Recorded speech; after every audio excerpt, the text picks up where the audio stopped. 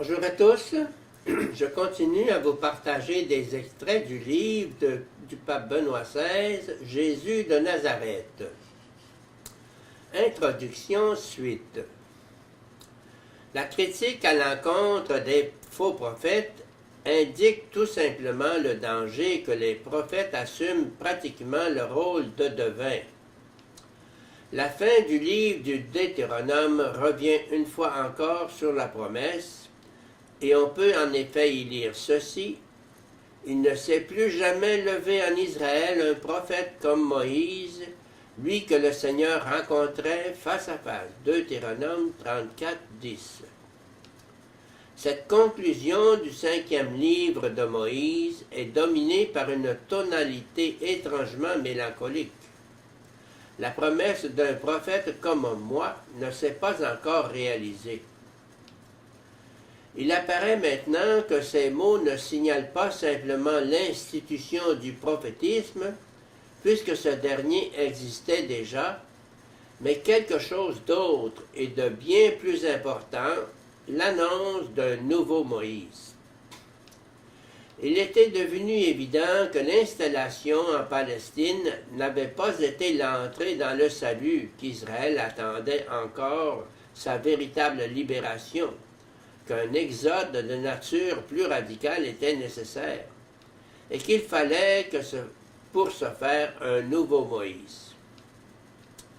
Ce qui distinguait Moïse, ce qui constituait la particularité et la quintessence de cette figure, il avait rencontré le Seigneur face à face. Il avait parlé à Dieu comme un ami parle à un ami, confère Exode 33, 11. La caractéristique essentielle de la figure de Moïse n'est pas les miracles dont on le crédite, elle n'est pas non plus les œuvres, les épreuves pendant la traversée du désert depuis l'Égypte, maison de servitude, jusqu'au seuil de la terre promise. Ce qui est définitif, c'est que Moïse a parlé à Dieu comme à un ami.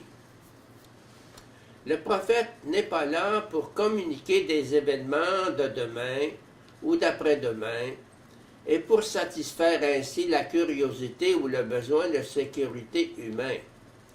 Il nous montre le visage de Dieu et partant la voie que nous devons suivre.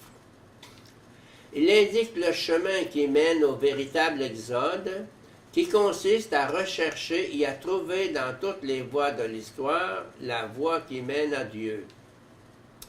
En ce sens, la prophétie correspond strictement à la foi d'Israël en un Dieu unique.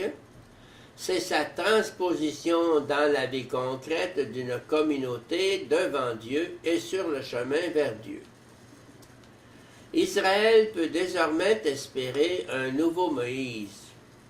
Et le signe particulier de ce prophète sera qu'il rencontrera Dieu face à face comme le fait un ami. La prière que Moïse adresse à Dieu, « Je t'en prie, laisse-moi contempler ta gloire » Exode 33, 18.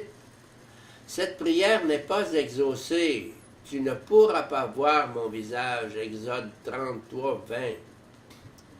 Moïse se voit assigner une place à proximité de Dieu dans le creux d'un rocher, devant lequel Dieu passera avec sa gloire. Pendant qu'il passe devant Dieu, Dieu le recouvre de sa propre main, qu'il retire ensuite. Et tu me verras de dos, mais mon visage, personne ne peut le voir. Exode 33, 23.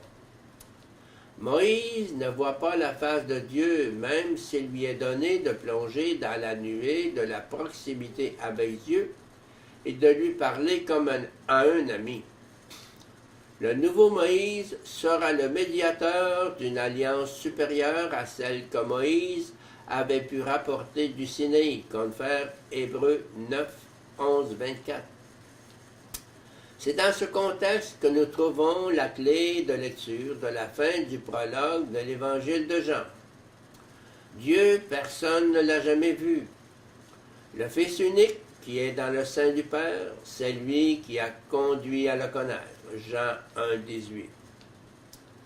C'est en Jésus que s'accomplit la promesse du nouveau prophète. En lui se réalise pleinement ce qui était resté inachevé chez Moïse.